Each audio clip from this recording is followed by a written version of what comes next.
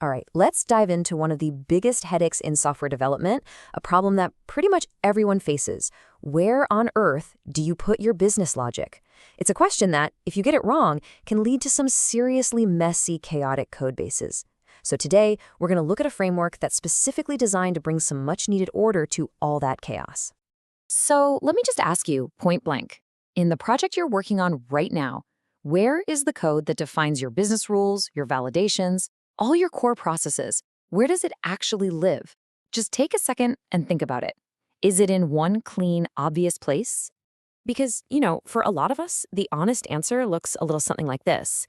The logic is all tangled up in the button click events in the UI. Or maybe it's baked into stored procedures deep inside the database. Or, and this is the really scary one, it's just scattered everywhere. And that, my friends, is a recipe for a maintenance nightmare. But what if there was a better way? What if you could give all that critical logic a proper, structured home? Well, that is the entire idea behind the framework we're digging into today, CSLA.NET. So what is it exactly? Well, to put it simply, CSLA.NET is a framework that's all about helping you create a dedicated business layer for your application. It uses object-oriented principles, and the two magic words here are reusable and maintainable. That's the whole point. And that focus leads directly to its main promise. It was created by Rockford Lotka, and the goal from day one was to reduce the cost of not just building your apps, but maybe more importantly, maintaining them over the long haul. Okay, so how does it actually do that? How does it deliver on that big promise? Well, it all comes down to really leaning into the power of object-oriented design to bring that structure we've been talking about. Let's kind of walk through the process here. It all starts by fully embracing object-oriented design to build that dedicated business layer we mentioned, a central home for your logic. Now, here's where the magic really happens. The business objects you create with CSLA automatically get all these powerful built-in features. And that, in turn, makes building your UI on any platform way, way simpler. Now, this structure leads to one of CSLA's coolest and most powerful concepts, something called mobile objects. This whole idea is about giving your application some serious architectural flexibility. You can think of these objects like self-contained briefcases that carry not just your data, but also all the business rules that go along with that data. Think about how things are normally done.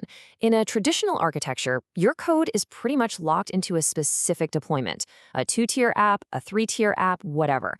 If you need to scale that up or change it, you're probably looking at a massive rewrite. CSLA's mobile objects completely flip that on its head.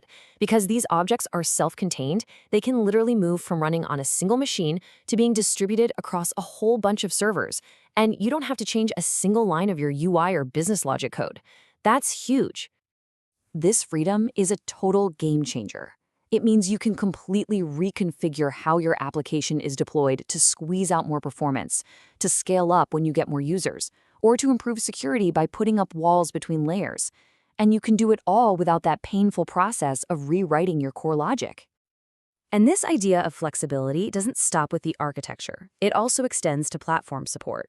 I mean, in today's world, you need your code to run basically anywhere.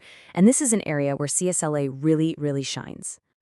Okay, let's start with the foundation. It's got full support for modern stuff like .NET 8 and .NET 6, but it also maintains compatibility with the good old .NET framework. And it's truly cross-platform. It'll run natively on Windows, macOS, and Linux, no problem. And it's ready for modern deployments too. So whether you're all in on Kubernetes and containers, or you're deploying to one of the big cloud providers like Azure, AWS, or GCP, CSL is designed to just fit right in. So what about the front end? Well, the support here is just extensive. We're talking modern web frameworks like Blazor, cross-platform mobile with Maui, and even tried-and-true desktop technologies like WPF and Windows Forms. The big takeaway here is that the single business layer you build can be the engine that powers all of them. So, if this whole approach is sounding pretty good to you, let's talk about what's next. How do you actually get started and plug into the community? Your first stops are really straightforward. You can just grab the framework right from NuGet or go check out the source code on GitHub. There are also official books, tons of detailed documentation, and a great FAQ that'll probably answer your first few questions. And the best part is, you're not going at it alone. There's a really active community you can connect with. There's a discussion forum, a live Discord server for real-time chat, and you can even follow the project on Mastodon or just keep an eye on the hashtag CSLANet hashtag on social media.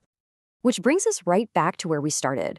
When you think about the potential for this kind of structure, this flexibility, and this long-term maintainability, the real question to ask about your own projects is this: is it finally time to give your business logic a proper home?